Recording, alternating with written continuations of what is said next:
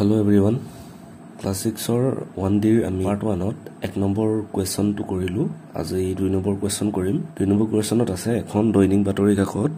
14টা পৃষ্ঠাযুক্ত বাতৰি কাকতখন দৈনিক 40000 কপি ছপা কৰা হয় দৈনিক কিমান পৃষ্ঠা ছপা কৰা হয় প্ৰশ্নটো ভালকৈ পঢ়িবা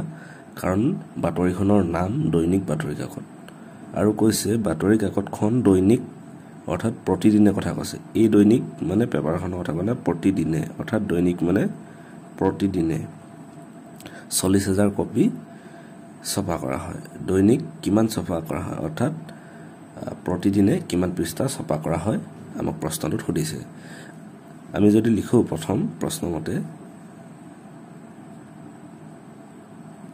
দৈনিক বাতৰি কাকতখনৰ মুঠ পৃষ্ঠা আমাক টোটাল পৃষ্ঠা কৈছিলে 14টা এতিয়া প্ৰতিদিনে অৰ্থাৎ দৈনিক প্ৰতিদিনে বা দৈনিক বুলি লিখিব পৰা ছপা কৰা হয় কিমান কপি ছপা কৰে প্ৰশ্নটো মতে 40000 কপি অৰ্থাৎ আমি লিখিম 40000 কপি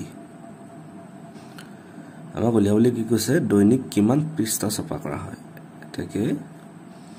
দৈনিক বা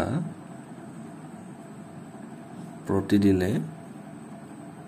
ছপা কৰা মুঠ পৃষ্ঠাৰ সংখ্যা হ'ব 14 পূৰণ 40000 56 আৰু 0 1 2 3 4 1 2 3 4 অৰ্থাৎ 5,60,000 পৃষ্ঠা ডেইলি ছপা কৰা হয় ঠিক আছে এটো আমাৰ আনসাৰ স্থা লিখিব পৰা ঠিক আছে পৃষ্ঠা বুজি পালা আশা কৰো বুজি পাইছা এতিয়া আমি ইয়াৰ নেক্সট কোৱেশ্চনটো লাহিছো এটা নিৰ্বাচনত এজন প্ৰতিদ্বন্দ্বীয়ে দ্বিতীয় স্থান লাভ কৰা প্ৰতিদ্বন্দ্বীজনতকৈ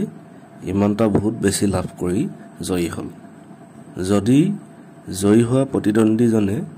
ইমানটা বহুত লাভ কৰিলে তেন্তে দ্বিতীয় স্থানত থকাজনে কিমানটা বহুত লাভ কৰিলে অৰ্থাৎ যিজন জয়ী হ'ল তেওঁ দ্বিতীয়জনতকৈ ইমানটা বহুত বেছিকৈ লাভ কৰিলে ঠিক আছে এতিয়া আমি উলিয়াব লাগে দ্বিতীয়জনে টোটাল কিমানটা বহুত লাভ কৰিলে আমি প্ৰশ্নমতে লিখিম প্ৰশ্নমতে জয়ী হোৱা প্ৰতিদ্বন্দ্বী জনে ভোট লাভ কৰিলে কিমান গৈছিলে 2,35,668টা এতিয়া দ্বিতীয়জনতকৈ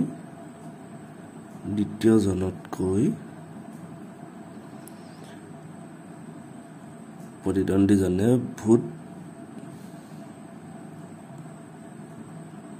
বেছি লাভ কৰিলে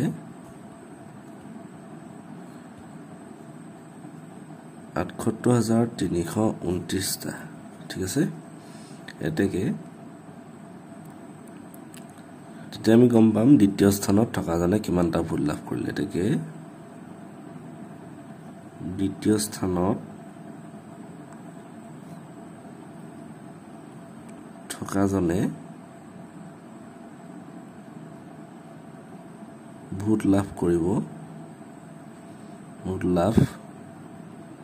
কৰিলে আমি কি কৰিম এটোৰ পৰা যিমানটা ভোট পাইছিলে বেছি টোটাল ভোটৰ পৰা আমি বিয়োগ কৰি দিম ঠিক আছে তলত কৰি দিছো মই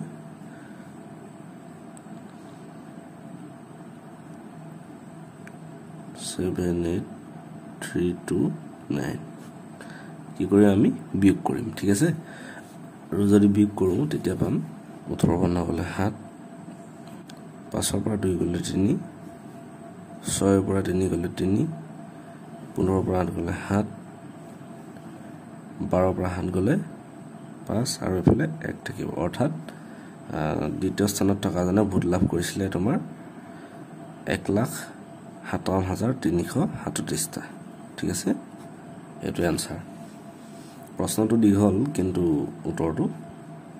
ছুটি ঠিক আছে এনেকৈ পাতি লবা এতিয়া নেক্সট কোৱেশ্চনটোলৈ আহিছো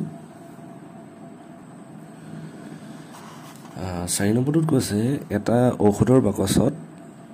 1,75,000টা টেবলেট ভৰোৱা হয়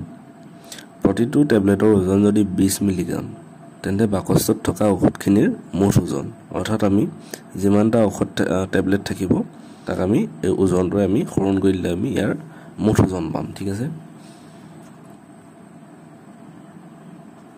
প্ৰশ্নমতে ঔষধৰ বাকচত টেবলেট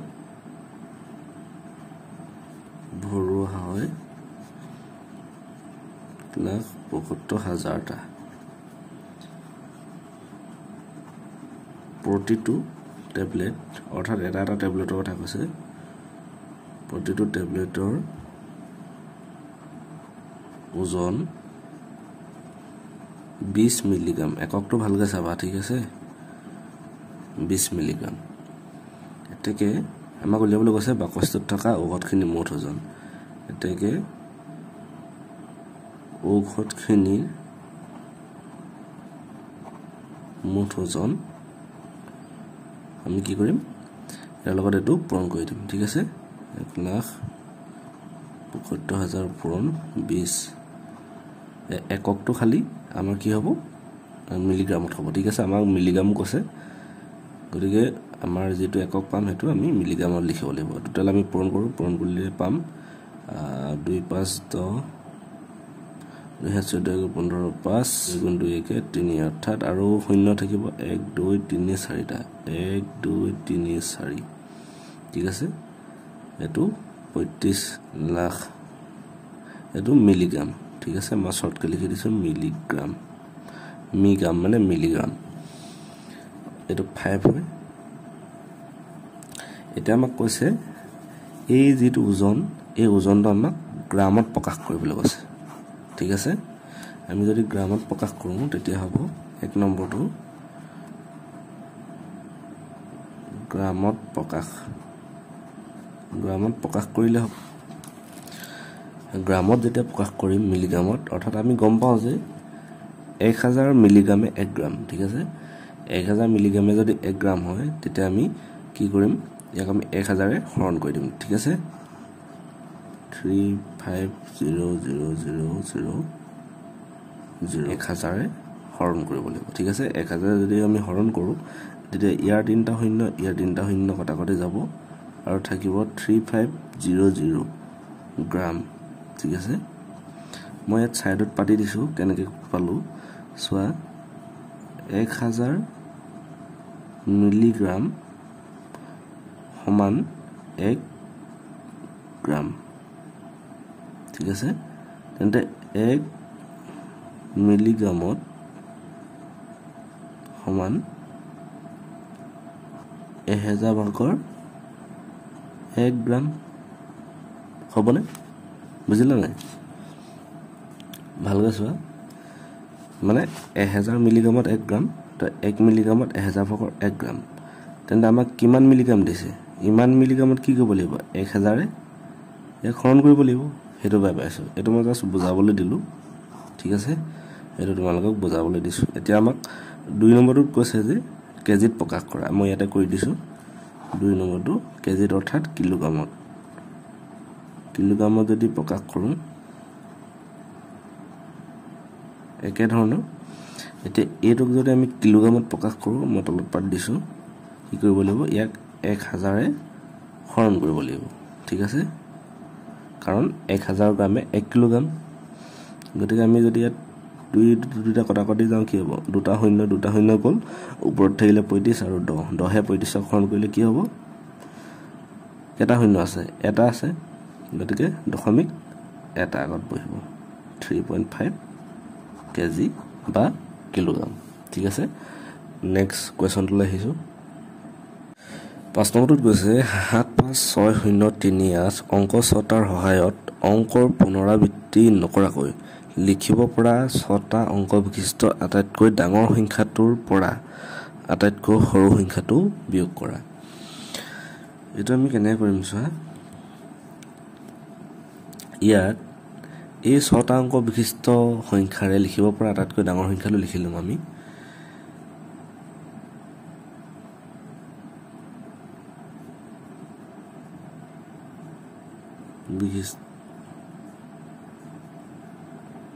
সংখ্যাৰে লিখিব পৰা আটাইতকৈ ডাঙৰ সংখ্যাটো আমি ডাঙৰ ফালৰ পৰা লিখোঁ যদি 8 হ'ব তাৰপিছত 7 আহিব তাৰপিছত 6 আহিব তাৰপিছত 5 তাৰপিছত 3 তাৰপিছত 0 ঠিক আছে তেনেকৈ ইয়াত আটাইতকৈ সৰু সংখ্যাটো কি হ'ব ইয়াৰ উল্টাটো হ'ব কিন্তু শূন্যটো আগত নবহে ঠিক আছে 3টো আগত বহিব 3 0 বহিব তাৰপিছত 5 আহিব তাৰপিছত 6 তাৰপিছত 7 তাৰপিছত 8 অৰ্থাৎ সৰুৰ পৰা ডাঙৰলৈ এইটো আছিলে ডাঙৰৰ পৰা সৰুলৈ এইটো হ'ব আটাইতকৈ সৰু সংখ্যা ঠিক আছে এতিয়া আমাক কৈছে ডাঙৰটো সংখ্যাটোৰ পৰা আটাইতকৈ সৰু সংখ্যাটো বিয়োগ কৰা ঠিক আছে এইটো যদি আমি বিয়োগ কৰি দিওঁ প্ৰশ্নমতে যি কৈছে ঠিক আছে এইটো যদি আমি বিয়োগ কৰোঁ তেতিয়া পাম চোৱা 10ৰ পৰা 8 গ'লে 2 12ৰ পৰা 7 গ'লে 12ৰ পৰা 7 গ'লে 5 14ৰ পৰা 6 গ'লে 8 হ'ব আৰু ইয়াত হ'ব 5 5ৰ পৰা 5 গ'লে থাকিল 0 7ৰ পৰা 0 গ'লে 7 হ'ব 8ৰ পৰা 3 গ'লে 5 অৰ্থাৎ এইটো যদি আমি বিয়োগ কৰোঁ ডাঙৰটো পৰা সৰুটো তেতিয়া হ'ব সংখ্যাটো এইটো হ'ব ঠিক আছে নহ'লে বা এই লাইনটো নকৰি ডাইৰেক্ট তলত লিখি দিব পৰা বিয়োগফল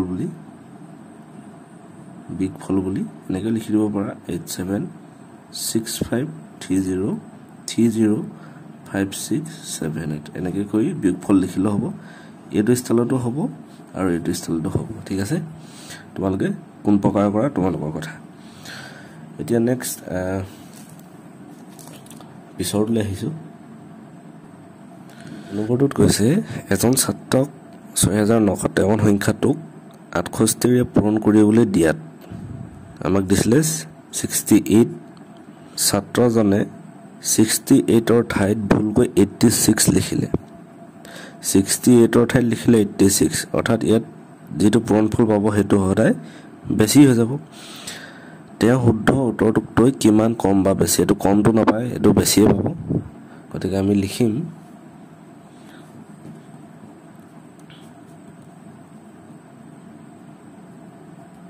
6953 সংখ্যাটো 68ৰে পূৰণ কৰিবলৈ দিছিল অৰ্থাৎ 68ৰে পূৰণ কৰিলে হ'ব 68 পূৰণ 6953 এইটো আগত পাতিলেও হ'ব একেটাই এইটো মই পিছতে পাতি দিলোঁ এইটো যদি পূৰণ কৰা তোমালোকে পূৰণ কৰি চাবা এইটো পূৰণ কৰিলে পাবা 472804 কিন্তু প্ৰশ্নটোত কৈছে যে ভুলকৈ 86 লিখিলে ভুলকৈ লিখাত অৰ্থাৎ 86 পূৰণ কৰাত তেওঁ পালে 6953 পূৰণ 86 আৰু এইটো যদি পূৰণ কৰোঁ তেতিয়া হ'ব 59597958 তেওঁক দিছিলে 68 এৰ পূৰণ কৰিবলৈ তেওঁ লিখিলে 86 যদি 86 লিখে তেতিয়া তেওঁ পাব ইমান ঠিক আছে এটোটো বেছি পাইছে এটা আমাক সুধিছে তেওঁ শুদ্ধ উত্তৰটো এটো হ'ব লাগে হয়নে এটা তেওঁ শুদ্ধ উত্তৰটো কিমান বেছি পালে এটাকে তেওঁ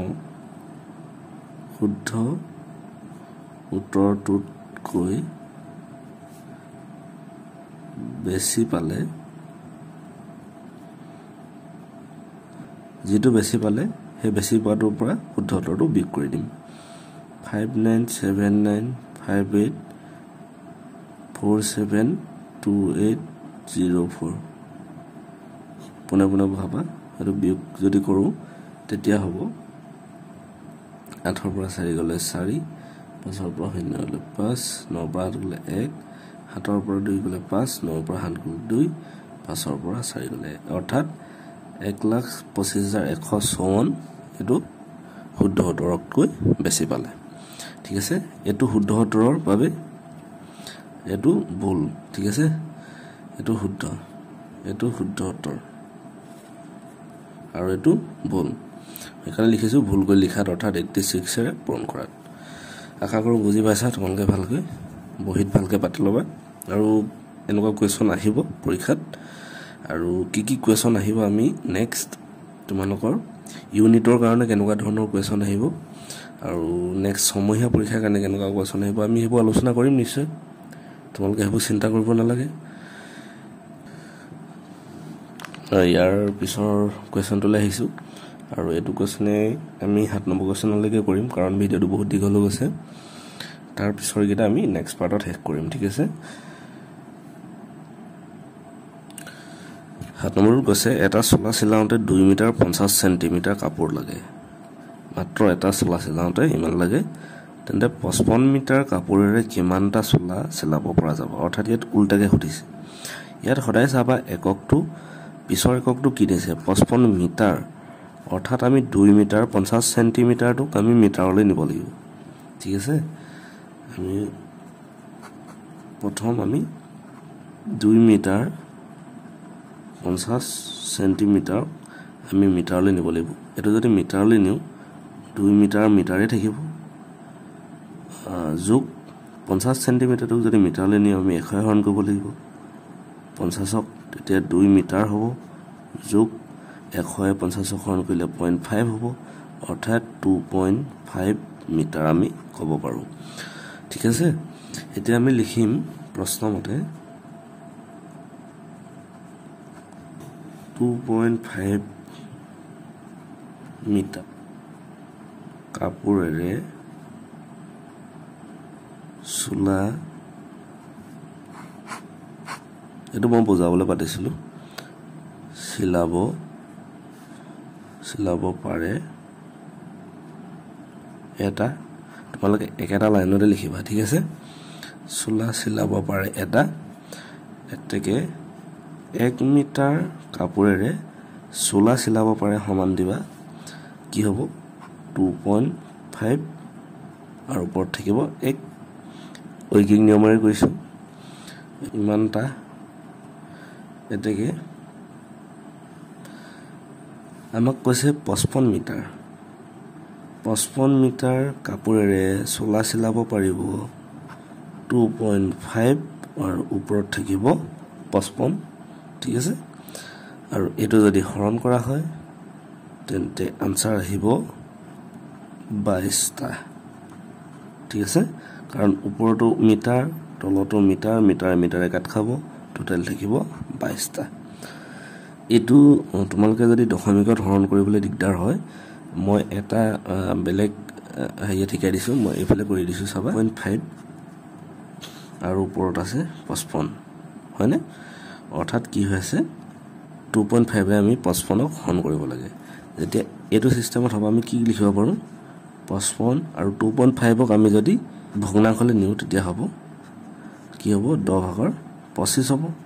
কাৰণ দশমিকৰ হৰণনি 1 আহিলে আৰু সংখ্যা কেটা আছে এটা শূন্য আহিলে আৰু সংখ্যাটো ওপৰত হ'ব ঠিক আছে এতিয়া কি কৰিম 55 পূৰণ সোৱা এটা হ'ব 25 ভাগৰ 10 এইটো হৰণ হৈছে পূৰণ হৈ গ'লে সংখ্যাটো উল্টি যাব তেতিয়া হ'ব ওপৰত 510 আৰু তলত হ'ব 25 আৰু 25 510 হৰণ কৰিলে আনসাৰ হ'ব 22 বুজিলা এইটো 550 হয়